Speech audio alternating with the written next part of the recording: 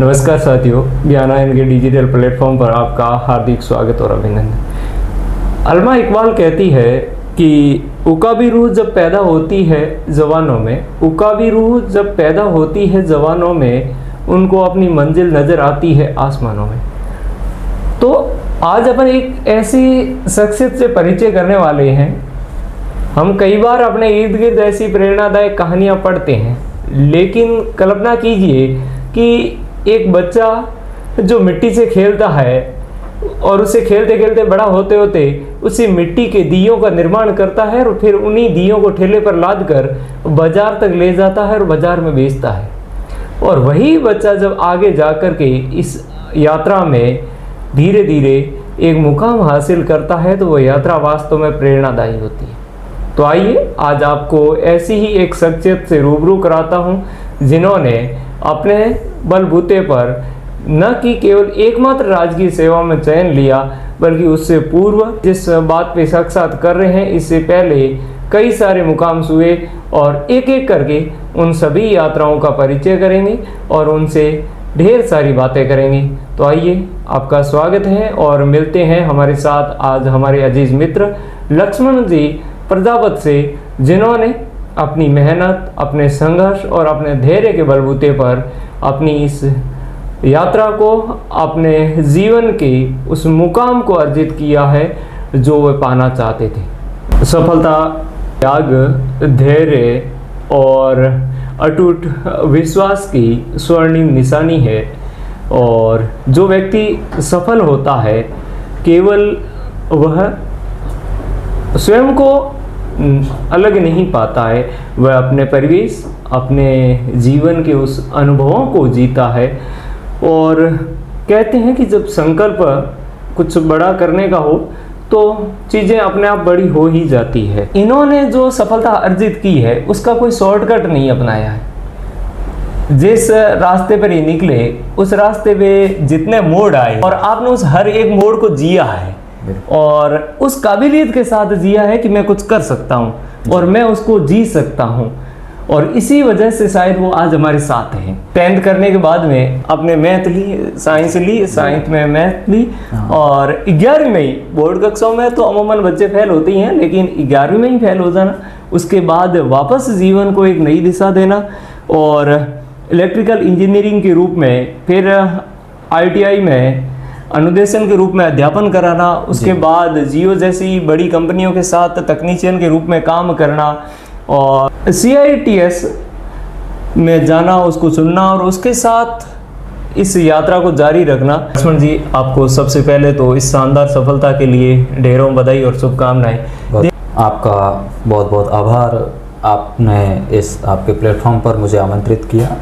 ये यात्रा कहाँ से शुरू हुई, कहाँ से शैक्षणिक यात्रा और किस तरीके से वो आगे बढ़ी और किस तरीके से आज आप यहाँ इस मुकाम तक पहुँचे हैं, थोड़ा सा संक्षिप्त विवरण भी दें। मैं लक्ष्मण नाम, जो गांव की सरकारी स्कूल से 10th करके फिर बाड़मेर की हाई स्कूल में 11th के लिए आया।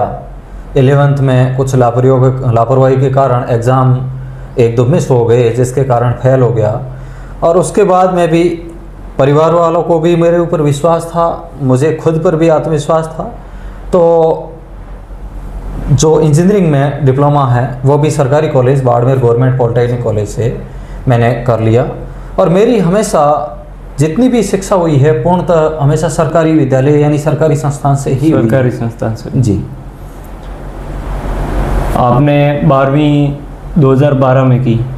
12वीं फिर नहीं की। 12वीं नहीं करने का कारण ये था कि 11th में फेल हो गया और फिर पॉलिटेक्निक डिप्लोमा और ITI ये दोनों माने जाते हैं समकक्ष 12th मैथ्स के।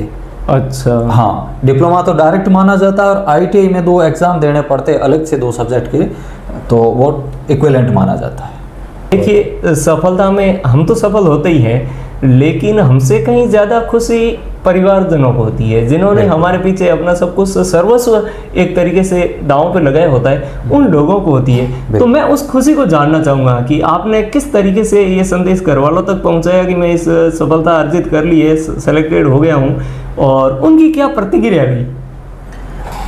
देखो, इसमें मेरे से ज़्यादा खुशी घर वालों को ही हुई, क्योंकि मेरे से ज़्यादा तपस्या इस मुकाम तक पहुंचाने के लिए उन्होंने की थी। मैं श्रेय देना चाहूँगा, जैसे मेरे माता पिता ने हमें बड़ा किया, पालन पोषण किया। उसके बाद में मेरी जो इंजीनियरिंग की पढ़ाई है वो मेरे बड़े भाई साहब ताज़ाराम जी, हाँ जी, जो दिल्ली मेट्रो में सीनियर सेक्शन इंजीनियर है हाल ही में, उन्होंने ही हमारे मतलब समाज में कहो चाहे हमारे गांव में ही देखा जाए तो इंजीनियरिंग में पहला कदम रखा और वो इंजीनियरिंग में आगे सफल रहे। तो उन्होंने ही मुझे हमेशा इंजीनियरिंग के विषय में बताते रहे और इस मामले में आगे मुझे, यदि वो आगे इंजीनियरिंग में नहीं होते तो मैं कभी नहीं इंजीनियर बन पाता। लक्ष्मण जी, आपने इस यात्रा में केवल तैयारी नहीं की, तैयारी के साथ साथ आपने अध्यापन कार्य करवाया और वो भी ITI जैसे संस्थान में अध्यापन कराना अपना आप में एक उपलब्धि मानता हूँ, क्योंकि वो बहुत थोड़ा रिसर्च और गंभीर चेतना का विषय है, वहाँ आप टाइम पास नहीं कर सकते। तो ये बात आप किस तरीके से देखते हैं कि जॉब की तैयारी करनी है, आपको कंपटीशन की तैयारी करनी है, उसके साथ साथ आप काम भी कर रहे हैं? पहला प्रश्न कि इस परिप्रेक्ष्य में, और दूसरा, क्या एक कार्य करते हुए, एक काम करते हुए, जॉब करते हुए किसी भी कंपटीशन परीक्षा की तैयारी की जा सकती है? जी बिल्कुल, यदि हम एक व्यवस्थित शेड्यूल के अनुसार चलें तो फिर ये संभव है कि किसी भी अपन अध्यापन कार्य के साथ में आराम से या किसी भी काम के साथ में यदि एक व्यवस्थित और कंटिन्यू तैयारी करते रहें तो बिल्कुल संभव है। मैंने अपने इस जो जर्नी में बहुत सारे काम किए हैं। काम इसलिए नहीं किए कि गरीब थे या फिर वो बात अलग है, काम इसलिए किए कि परिवार को सपोर्ट मिलता रहे और मैं भी मतलब मेहनती बचपन से ही था। तो मैंने छोटे मोटे काम कभी समझा नहीं कि ये छोटा ये बड़ा है, कभी नहीं समझा। मैं कुम्हार परिवार से हूँ तो मैंने मिट्टी के बर्तन बेचने का भी काम किया है, दुकान पर भी किया है, ठेला लगाने का भी, जैसे दीपावली का 5-6 दिन का हमारा रहता है तो उसमें वो भी काम किया है। फिर मैंने जैसे इंजीनियरिंग के बाद में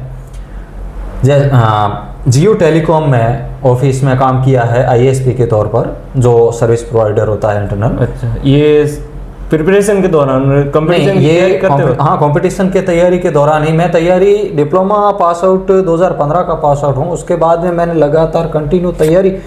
एक चीज़ मैंने हमेशा गांठ बांध ली कि कोई भी कार्य मेरा भले ही छूट जाए, मैं जो कर रहा हूँ वो भले ही छूट जाए, पर मेरी तैयारी है उसमें जो कंटिन्यूटी है वो हमेशा बनी रहे, वो बरकरार रहे। तो उस दौरान मैंने जियो टेलीकॉम में भी काम किया।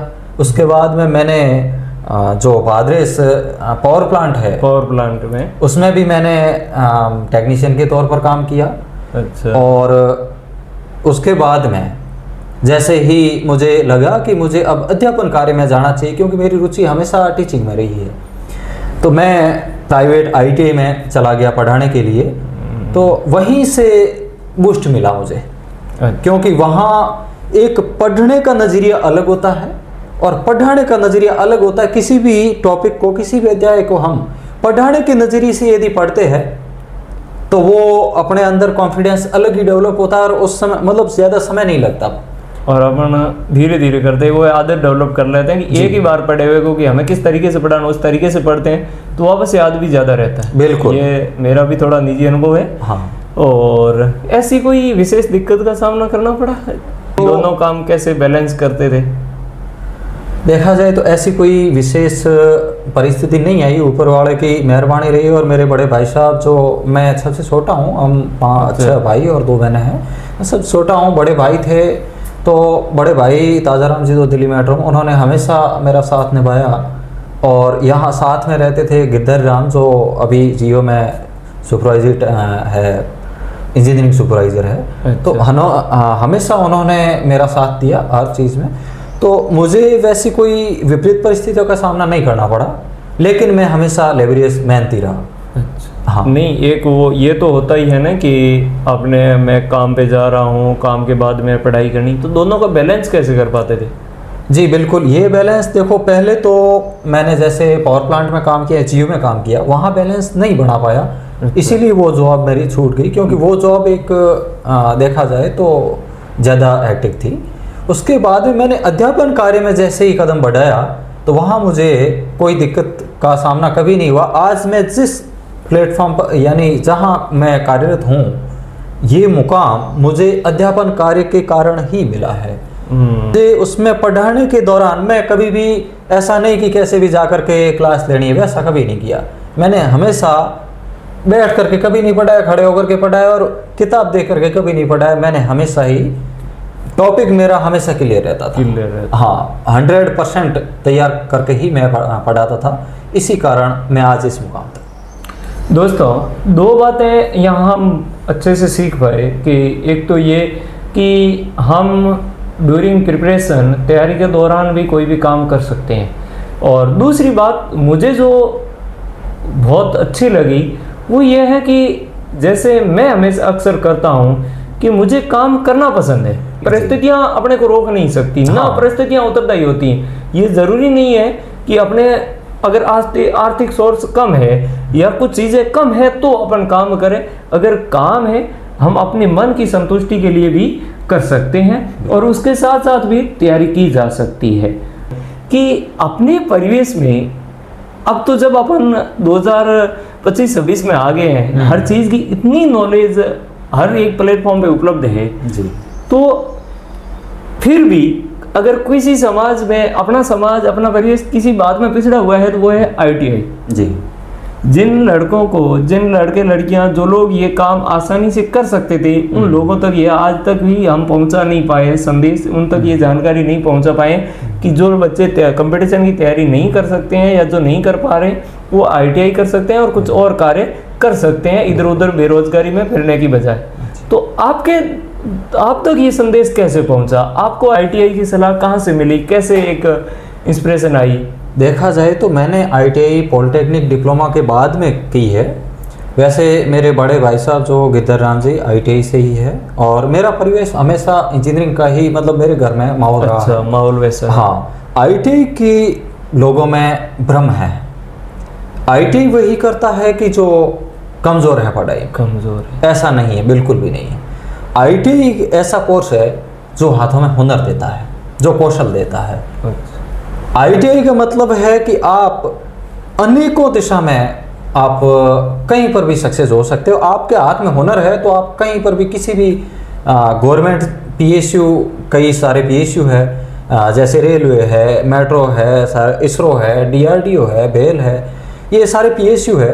इनमें बहुत सारी वैकेंसी निकलती है। कई बार मैं देखता हूँ कि वैकेंसी ITI की खाली रह जाती है, जैसे इलेक्ट्रॉनिक मैकेनिक नाम से, इंस्ट्रूमेंट मैकेनिक है। कई ट्रेड ऐसी है, वैसे उन ट्रेड को मैं भी नहीं जानता। मैंने परसों मेरे भतीज को एडमिशन करवाया, उस समय मैंने लिस्ट देखी, 78 प्रकार की मैंने लगभग देखी। तो उसमें कई ITI है जो मुझे भी अभी तक पता नहीं है कि इसमें ITI की जा सकती है। तो ITI हुनर का मतलब, यदि आपको हुनर चाहिए तो फिर ITI कीजिए। ITI में ऐसा नहीं है कि सिर्फ थ्योरेटिकल पढ़ लिया, बुक पढ़ लिया और हो गया, नहीं। उसमें प्रैक्टिकल, जो आपने 2 घंटे पढ़ा है वो 5 घंटे में प्रैक्टिकल करना। 7 घंटे का शेड्यूल रहता है, 5 घंटे वही प्रैक्टिकल करना है, हाथों से करना है। सक्सेस वो थ्योरी लागू हो रही कि नहीं हो रही है। और आजकल क्या है, ITI का पर्यायवाची ज़्यादातर जगह पर बन गया है इलेक्ट्रीशियन, क्योंकि ज़्यादातर परिवेश में तो 2 ही चलते हैं। एक तो कमजोर बच्चे ITI करते हैं, और हाँ। दूसरा उससे करके इलेक्ट्रीशियन बन जाएंगे, लाइट फिटिंग करेंगे। हाँ, और पहली बात तो है कि यदि ITI का मतलब इलेक्ट्रीशियन पर्यायवाची बना दिया, और इलेक्ट्रीशियन का पर्यायवाची बना दिया कि लाइट फिटिंग। हकीकत में मैं आपको बताऊं कि ITI, मैंने अभी बताया कि कई सारी ट्रेड है। गर्ल्स के लिए अलग है, बॉयज़ के लिए अलग है, नॉन इंजीनियरिंग अलग है, इंजीनियरिंग ट्रेड्स अलग है, और उनमें भी इलेक्ट्रीशियन ट्रेड है।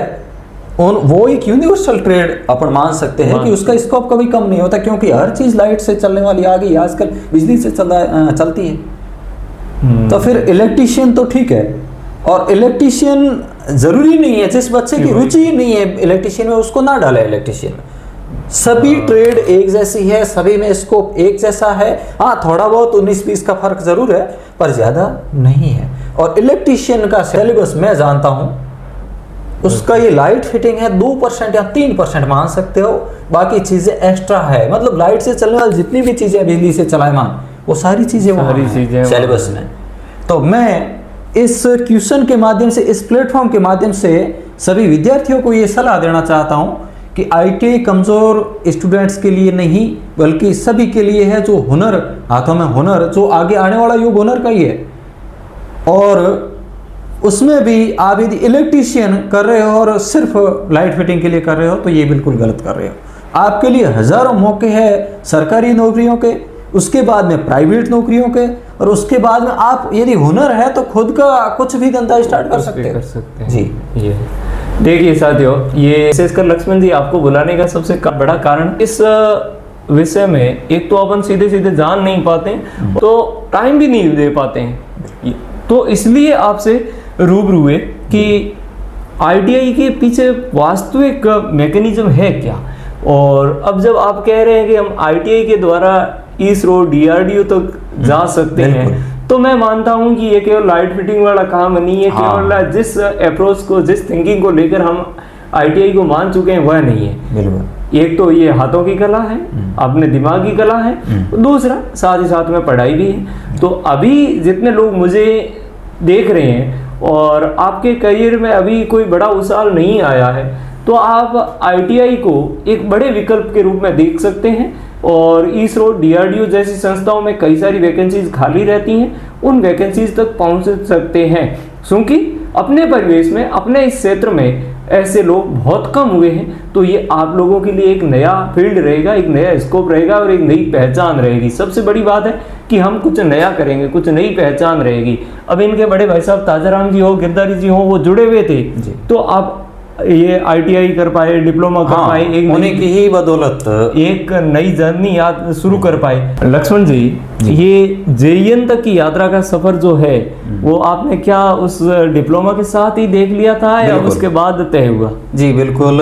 पहली बात तो ये है कि मेरे से पहले सपना मेरे घर वालों ने या मेरे बड़े भाई साहब ने देखा। इंजीनियरिंग में एडमिशन उन्होंने ही करवाया। जब मैं ज़्यादा समझदार नहीं था उस समय, तो इंजीनियरिंग क्या होती है, कैसे होती, मुझे नहीं पता था। तो उस बारे में सपना तो डिप्लोमा जब कर रहे थे तब पता चला कि इससे आगे हम इंजीनियर बनेंगे।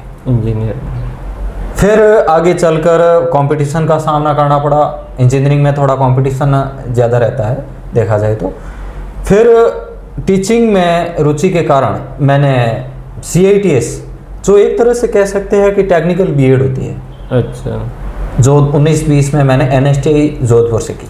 तो मैं ये CITS है क्या, मुझे अभी तक कुछ समझ में नहीं आया। हमारे दर्शकों तक, अपने साथियों तक इस जानकारी को पहुंचाएं कि ये क्या है, कैसे की जा सकती है और इस योग्यता को अपन अर्जित करके किस फील्ड में आगे बढ़ सकते हैं। बिल्कुल।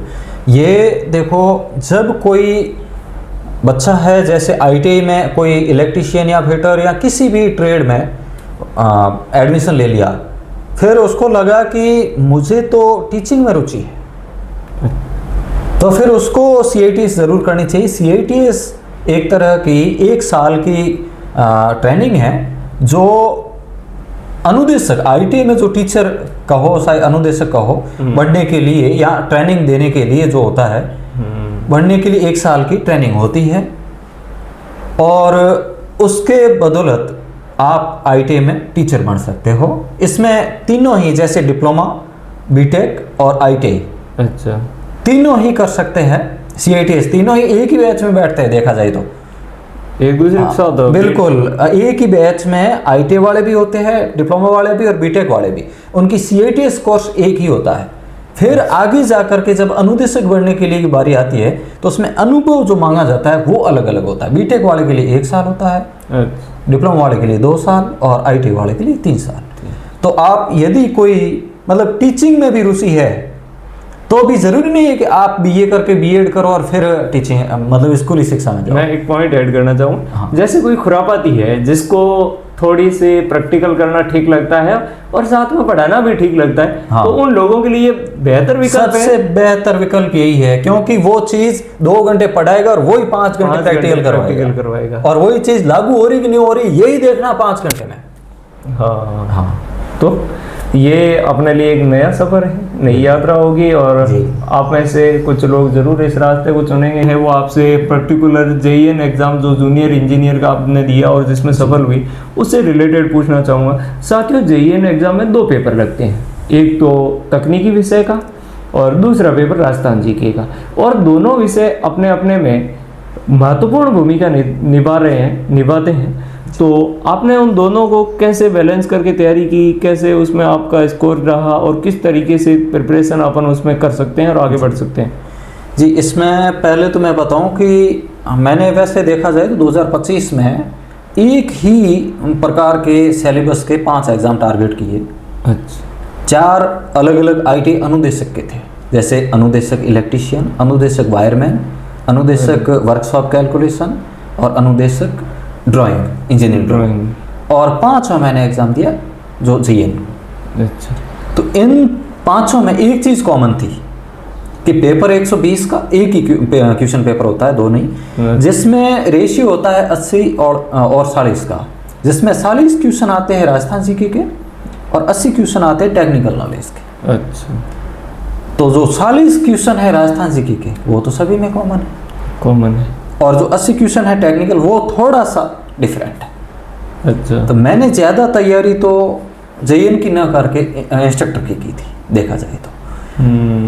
मैंने हमेशा ही इनको इस भाग में डिवाइड कर दिया। मैंने जो इनमें पेपर में रेशियो है ना, उसी रेशियो में टाइम में मतलब टाइम का भी वैसा ही रेशियो बना दिया। जो मेरे पास पर्याप्त टाइम था 2 भागों में 80-40 रेशियो में कन्वर्ट बांट दिया इस तरीके से। ठीक है। फिर उसको मैंने जैसे टेक्निकल का है और नॉन टेक का एक स्मार्ट रणनीति बनाई, जिसमें कौन सा अध्याय या कौन सी बुक कितना सिलेबस कवर करती है, उस सिलेबस के अकॉर्डिंग मैंने उसको डिवाइड किया। आजकल जो हार्डवर्क है उसके साथ में स्मार्ट वर्क बहुत ही ज़रूरी है। यदि आपकी रणनीति 50% है, 50% तैयारी और 50% रणनीति है, तो ही आप सफल हो पाएंगे। अन्यथा मुश्किल काम है कि हार्डवर्क 100% कभी नहीं हो सकता, क्योंकि स्मार्ट रणनीति जो आपके 2 घंटे का या 3 घंटे का, मान लो जो भी आपका एग्जाम हॉल में टाइमिंग है, उसको कैसे मैनेज करना है वो सिर्फ रणनीति ही तय करती है, वो हार्डवर्क तय नहीं करता। हाँ, ये सबसे बड़ी बात होती है, क्योंकि अपन कितनी तैयारी करके जा रहे हैं ये मायने नहीं रख रहा है, अपन उस 2.5 या 3 घंटे के समय को कैसे मैनेज कर रहे हैं, हाँ, ये बड़ा मायने रखता है। तो इसके साथ साथ आपने इस टारगेट को लिया, और उसमें भी चूंकि जो आर्ट्स के हैं या साइंस के हैं वो तो फिर भी थोड़े से इन सब्जेक्टों से जीके वाले पार्ट से जुड़े रहते हैं, और लेकिन जो बीटेक वाले हैं या इंजीनियरिंग फील्ड वाले या आईटीआई फील्ड वाले हैं, उनका जनरल नॉलेज इस मामले में 0 हो जाता है, क्योंकि ये सब्जेक्ट उनके पीछे हट जाते हैं। बिल्कुल। तो इन सब्जेक्ट को पहला प्रश्न तो ये कि क्या ऐसा कोई रूल है कि मिनिमम मार्क्स लाने जरूरी हैं, जैसे अन्य परीक्षाओं में 40% का क्राइटेरिया आजकल तय कर रखा है? हाँ बिल्कुल। तो आपके यहाँ भी ऐसे ही है? ऐसा उसमें नहीं था। फिर भी इसमें यदि राजस्थान जीके वैसे देखा जाए तो टेक्निकल वाले का राजस्थान जीके हमेशा फ्लॉप जाता है, उनका मजबूत नहीं होता है कभी भी। अच्छा। मैंने रणनीति उसमें ये अपनाई, जैसे कोई भी मैं क्वेश्चन पढ़ता था तो उसका 360 डिग्री देखता था, उस क्वेश्चन एनालिसिस तो ये क्वेश्चन क्यों है, कैसे है, कहाँ है, मतलब हर तरीके से मैं सोचता था कि इस क्वेश्चन का और क्या हो सकता है। जैसे 4 ऑप्शन है, बाकी 3 ऑप्शन गलत क्यों है, ये एक सही है तो क्या कारण है। तो इस मामले में यदि बुक के बारे में भी आगे टॉपिक में आएंगे, वैसे चर्चा करेंगे अपन इसकी भी जी। तो ये एक बड़ी अच्छी बात इन्होंने की कि आजकल पढ़ कितना रहे हैं वो ज़रूरी नहीं है, पढ़ है हम क्या पढ़ रहे हैं ये ज़रूरी है, और किस तरीके से पढ़ रहे हैं ये ज़रूरी है। बिल्कुल। और हमें केवल आँख मूंद के एक पोथा नहीं लेना है और उस पोथे को इधर से अंतिम पेज तक नहीं पहुंचना है। बिल्कुल। और ये बात आप किसी भी एग्ज़ाम में, विशेष करके राजस्थान के जो एग्ज़ाम्स होते हैं उन सभी में लागू होगी कि आज जो प्रश्न पूछा गया है, मान लीजिए किसी टॉपिक में एक प्रश्न पूछा गया, अगले किसी न किसी एग्जाम में उसी टॉपिक के उस ऑप्शन से मिलता जुलता या उस टॉपिक से मिलता जुलता प्रश्न जरूर पूछा जाएगा। और विशेषकर जितने एग्जाम सिस्टम होते हैं, मान लीजिए जैसे पुलिस का है, पटवारी वीडियो के एग्जाम्स है, ये एक से ज़्यादा शिफ्ट में आयोजित होते हैं जी। और इनके पेपर का अपन पैटर्न देखते हैं तो भी यही पाते हैं कि पहली शिफ्ट में जो प्रश्न आए थे उन्हीं के मिलते जुलते प्रश्न दूसरी शिफ्ट में पूछे बिल्कुल, गए। हाँ। तो सेम तरीका वही है। तो आप लोग भी अगर इस रास्ते पे हैं और इसकी तैयारी कर रहे हैं, जेईएन बनने की कोशिश कर रहे हैं, तो आप लोगों के लिए भी यही सलाह है कि विशेष करके जो पुराने प्रश्न पत्र हैं उनका एनालिसिस है वो जरूर करें कि उनके इर्द गिर्द और क्या तथ्य है वो हमें जानने चाहिए। और बाकी राजस्थान जीके के बारे में और मैं बताना चाहता हूँ, शायद कोई भी विद्यार्थी हो, जो मैंने अपनाई है ट्रिक, मेरे हमेशा 32 से ज़्यादा ही रहे 40 में से। अच्छा। हाँ, हर पेपर में है। इसका कारण ये रहा कि मैंने पहले तो मानचित्रावली ढंग से की, भाई कोई चीज़ उदयपुर में है या राजसमंद में है, अब मुझे यही नहीं पता है कि मानचित्र में वो कहाँ है। तो फिर वो चीज़ मैं रटूं भले ही पर वो दिमाग पकड़ नहीं पाएगा। तो पहले तो वो मानचित्रावली अच्छे से याद होनी चाहिए, कौन सी जगह कौन सी चीज़ है, फिर उसके बाद में उसके बारे में जो तथ्य है वो तभी उससे कनेक्ट हो पाएंगे, अन्यथा आपके दिमाग में वो कनेक्ट नहीं रह पाएंगे ज़्यादा लंबे समय। किसी कोचिंग का सहारा लिया या सेल्फ स्टडी से ही ये मुकाम अर्जित किया है? देखा जाए तो 2016 में जब मैं 2015 का पास आउट डिप्लोमा हुआ था तो मैंने एक बार कोचिंग 4 महीने के लिए जयपुर से की थी। अच्छा। उस समय मैं पटवारी की तैयारी भी साथ में करता था और दिल्ली मेट्रो भी, तो उसमें तो नहीं हो पाया। फिर भी जो एक कोचिंग का कार्य होता है, कोचिंग का कार्य हमेशा यही होता है कि जो चीज़ें हैं वो अपने उनको व्यवस्थित तौर पर देना। जो एक बच्चा, एक स्टूडेंट 5 दिन में नहीं कर पाता है वो यहाँ 2 घंटे में हो जाती है। तो व्यवस्थित करके जो चीज़ें काम की है वही कोचिंग देता है। तो वो चीज़ें मैंने कैसे व्यवस्थित करनी है वो वहाँ से थोड़ी बहुत सीख ली।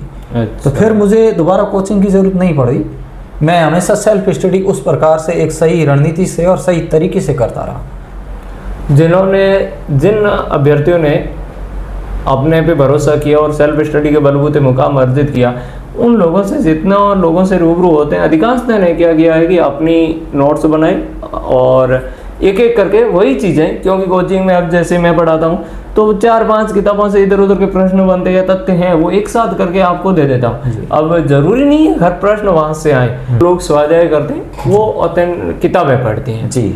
और किताब के बलबूते पे जब अपन पढ़ते हैं तो एक ही किताब को वापस 24 घंटे में रिवीजन करना पॉसिबल नहीं होता है। तो जाहिर सी बात है हमें उसके लिए नोट्स बनाने पड़ेंगे या शॉर्ट नोट्स बनाने पड़ेंगे। तो वो कार्य तकनीकी विषयों का आपने कैसे किया? उसमें देखो, मैं हमेशा जब बुक लेकर बैठता था तो नोट्स साथ में ही लिखता था। मैं कोई अलग से नोट्स के लिए नहीं टाइम लेता था, मैं नोट्स रफली लेता था। मैं नोट्स व्यवस्थित मैंने कम ही बनाए हैं, हाँ बनाए ज़रूर है, पर बाद में क्या है कि जैसे मैंने कोई बुक पढ़ी तो एक रफ पेज ले लिया और कोई मैंने एक पढ़ा, जैसे कोई कॉन्सेप्ट पढ़ लिया, उस कॉन्सेप्ट का एक वर्ड मैंने लिख दिया, कीवर्ड कहते हैं। हाँ, कीवर्ड। तो ऐसे करके मैंने मान लो एक पूरा 5-6 पेज का टॉपिक पढ़ लिया, उसमें मैंने कीवर्ड मान लो 10-15 कीवर्ड उस पेज में आ गए, मैंने कोई व्यवस्थित तरीके से नहीं लिखा, ऐसे ही लिख दिया वाइट पेज पर।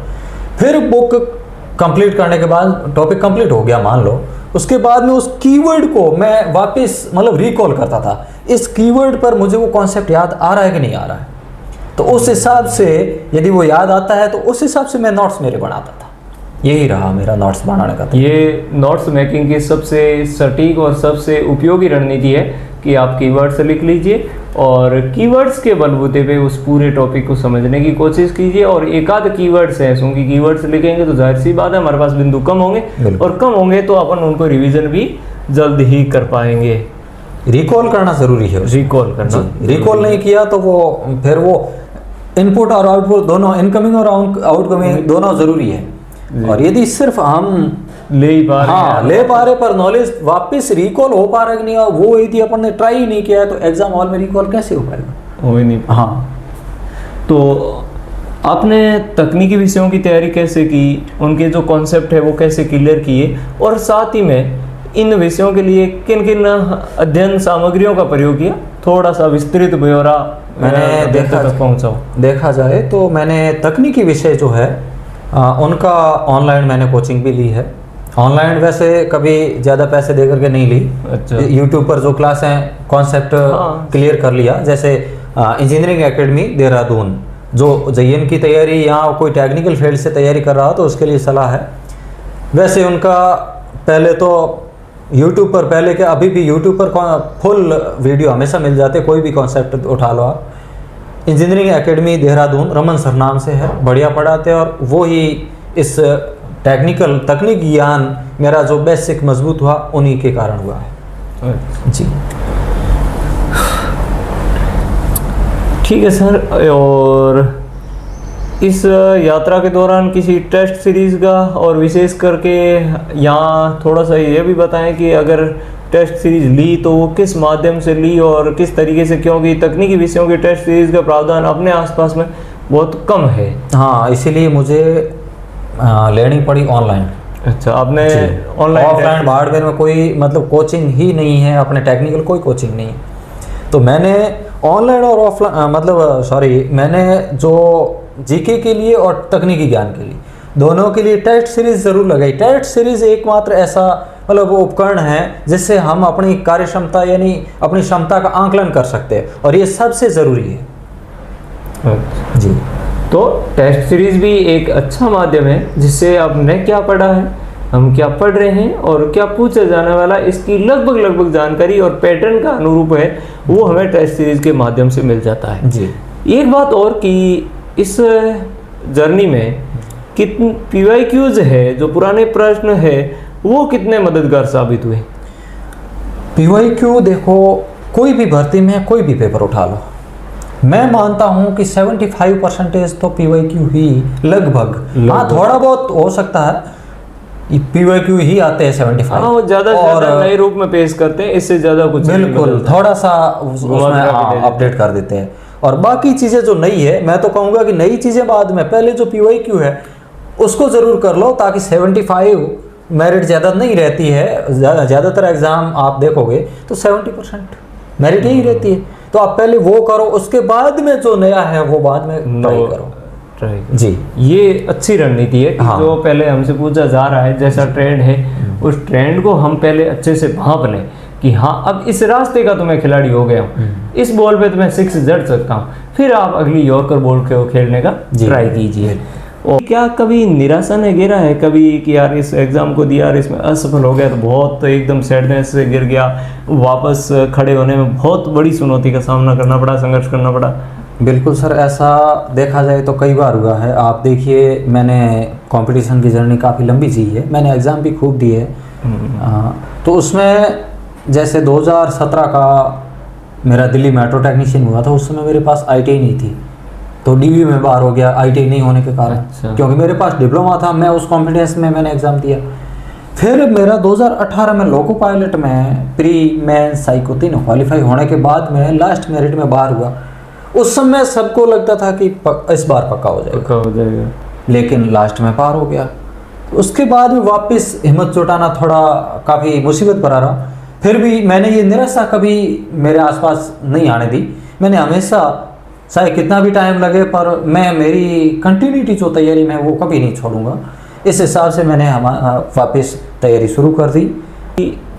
जो एग्ज़ाम हॉल के, क्योंकि आपने इतने सारे एग्ज़ाम्स दिए हैं जी, तो आपके पास खूब अनुभव है कि एग्ज़ाम हॉल में जब हम बैठते हैं, और इसमें आपने राजस्थान के कई सारे एग्ज़ाम दिए, और मैं उस एक खाली जो 1 घंटा बैठते हैं आजकल, उसको भी शामिल कर रहा हूँ, क्योंकि वो सबसे खतरनाक है, खाली बैठना। हम उसके आदी नहीं है।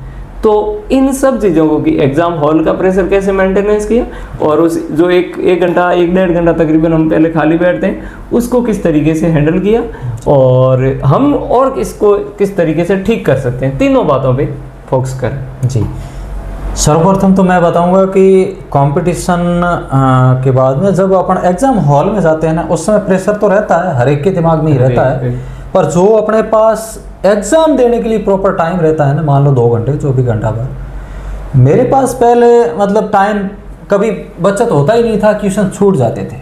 अच्छा। फिर 2020 में मैंने एक रणनीति अपनाई एग्ज़ाम हॉल के लिए। मैंने कोई भी एग्ज़ाम पेपर को 3 स्टेप में करने में मतलब बांट दिया। पहला स्टेप, जो क्वेश्चन देखते ही अपने को लगे कि बस यही है, क्लिक कर दो 5-6 सेकंड में और आगे बढ़ जाओ। बाकी जो लगे कि हाँ आता है फिर भी टाइम लेगा तो छोड़ दो। टाइम लगेगा, उसको ज़रूर छोड़ दो। आप मानोगे नहीं कि 1/3 से कम, यानी कि मान लो घंटे का पेपर है तो 20 मिनट से पहले सरल सवाल जितने भी उस पेपर में है सारे के सारे आप अटेंड कर पाओगे।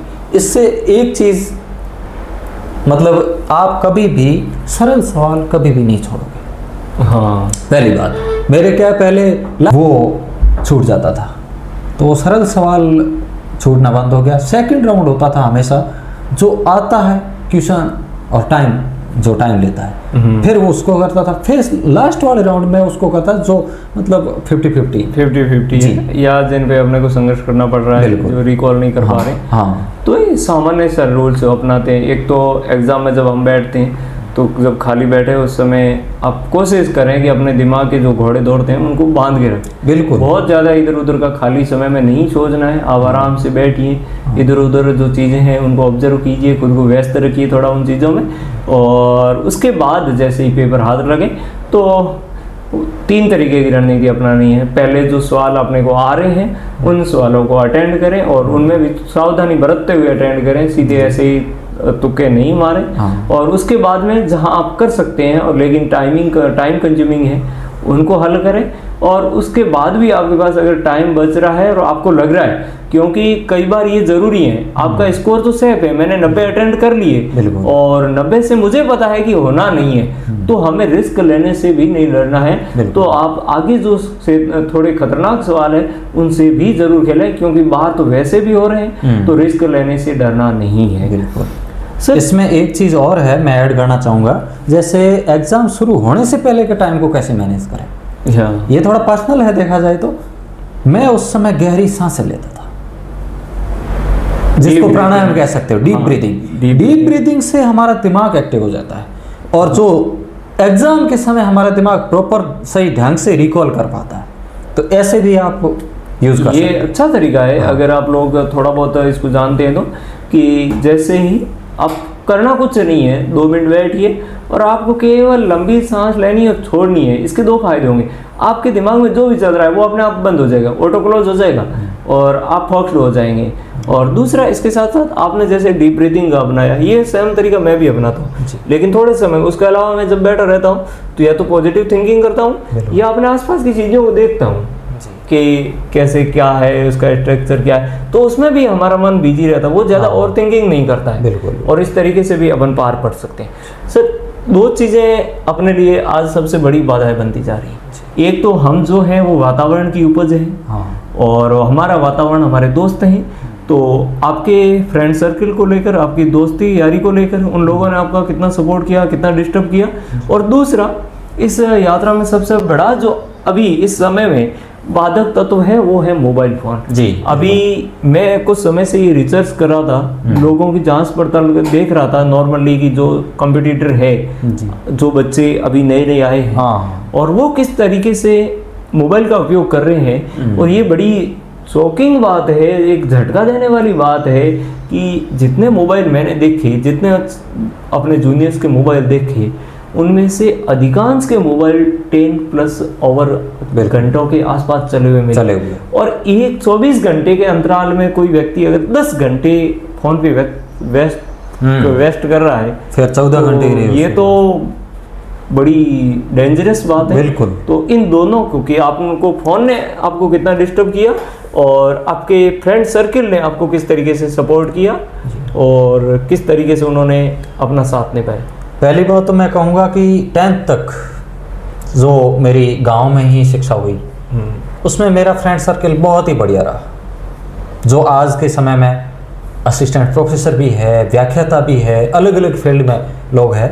जैसे बिजनेस में उतर गए तो कई बिजनेस भी बहुत बढ़िया कर लेते हैं। उनकी सलाह मैं आज भी लेता हूँ और आज भी वो मेरे वैसे ही फ्रेंड है। और उनके मतलब वो उनके कारण ही मैंने 10th तक बढ़िया स्कोर किया। ये सच्ची मित्रता की निशानी है कि अपने दोस्त कहाँ पहुँच गए या हम कहाँ पहुँच गए और दोस्त कहाँ रह गए, वो बातें निर्भर नहीं करती। हम वहाँ भी दिल खोल के उसी तरीके से गप्पे लड़ाते हैं जिस तरीके से एक अमूमन बेसिक स्तर पे या बेरोजगार के स्तर पे थे। बिल्कुल।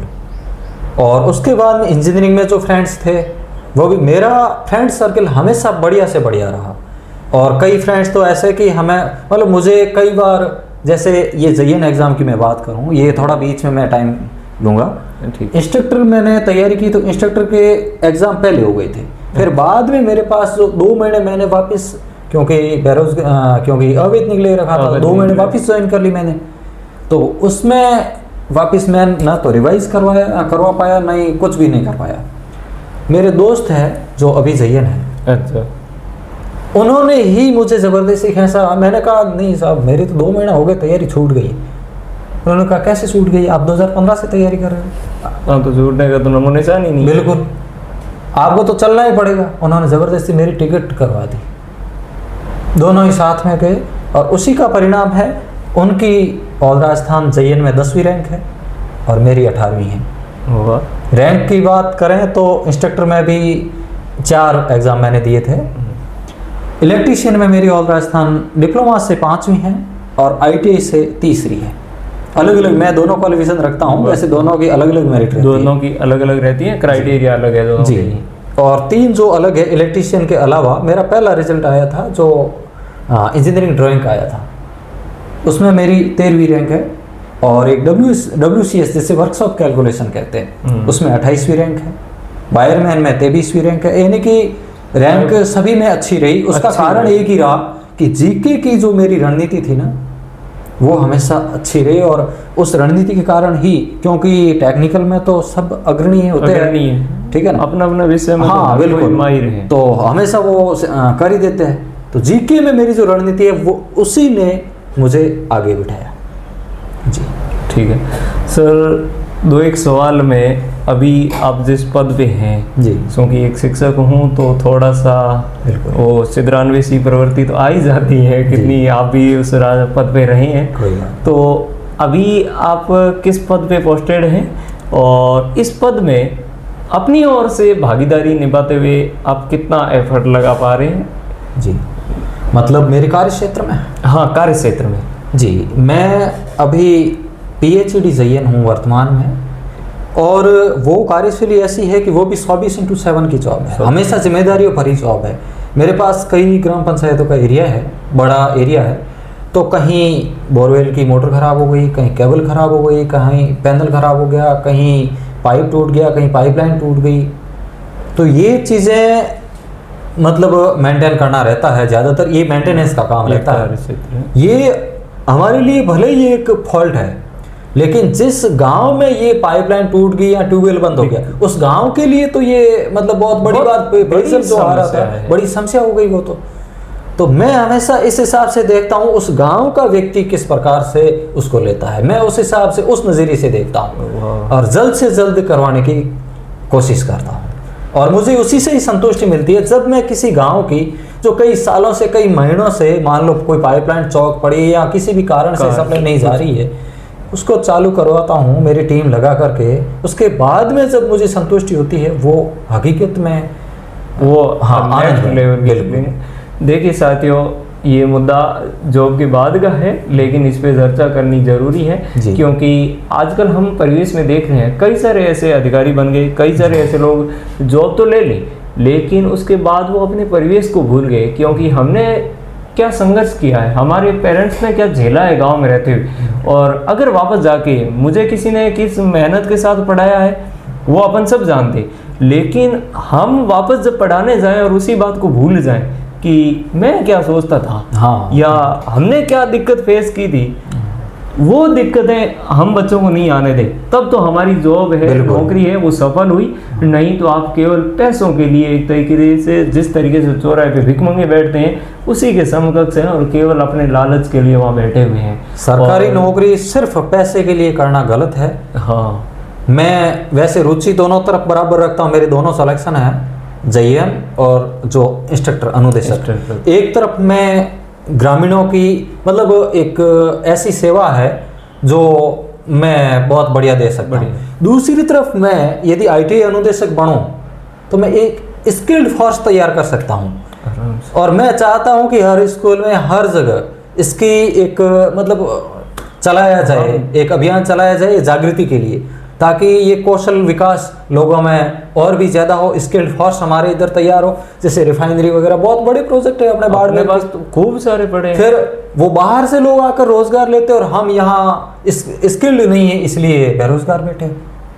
तो ये आपकी बहुत अच्छी सराहनीय एक पेशकश है और इस पे ज़रूर आगे बढ़ना चाहिए। और हो सकता है तो अपने आसपास के क्योंकि और लोग जितने हैं हम उनका सहारा लें और इस फील्ड में काम करें, क्योंकि जीवन की सार्थकता है वो भलाई में ही है, इसी में है। आप अकेले रह गए, आपने क्या किया क्या नहीं किया, ये रोना धोना है, ये कुछ नहीं है। अंतिम सत्य ये है कि हम जो कर रहे हैं उसकी वे कार्य का प्रॉफिट, उसकी वे कार्य का लाभ कितने लोगों तक पहुंचा और हम किस ऊर्जा के साथ इस जीवन को किसी और व्यक्ति की मदद हो उन तक पहुंचते हैं। और कम से कम जिस संघर्ष को हमने झेला है, जिन दशाओं को हम जीते हुए आए हैं, उन दशाओं तक आने वाली पीढ़ी को नहीं जाने देना ही हमारी सबसे बड़ी सार्थकता है।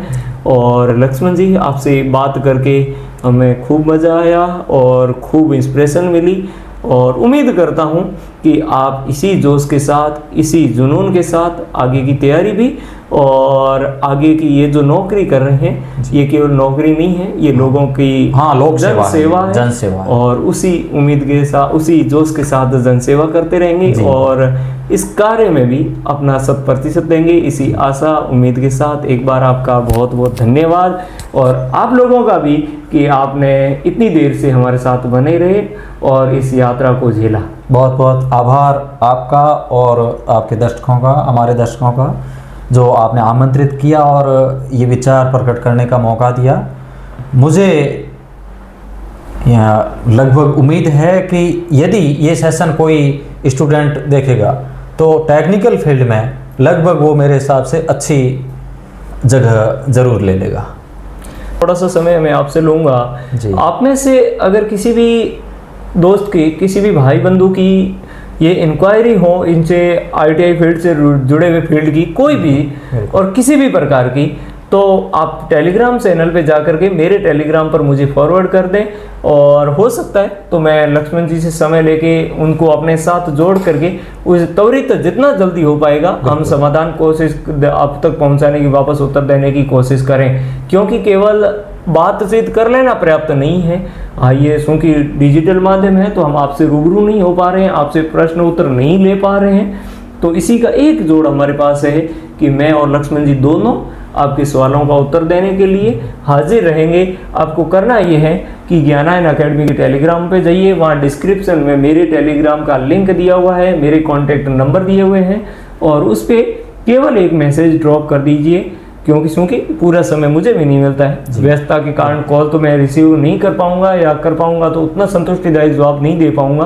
तो आप लोग हमें मैसेज ज़रूर करें और आपकी किसी भी प्रकार की कोई क्वेरी है तो वो हम तक पहुंचाएं, हम आपको वापस उसका उत्तर देने के लिए ज़रूर खुश होंगे, राजी होंगे। नमस्कार, आज के लिए इतना ही, हमें विदा कीजिए। मिलते हैं इस श्रृंखला में अगले एक और पॉडकास्ट के साथ और जल्द ही हम एक नई यात्रा, एक नए शख्स के साथ आपसे रूबरू होंगे। धन्यवाद। पढ़ते रहिए, सपने देखते रहिए और सपनों को साकार कीजिए, इस देश को आगे बढ़ाइए। धन्यवाद। धन्यवाद।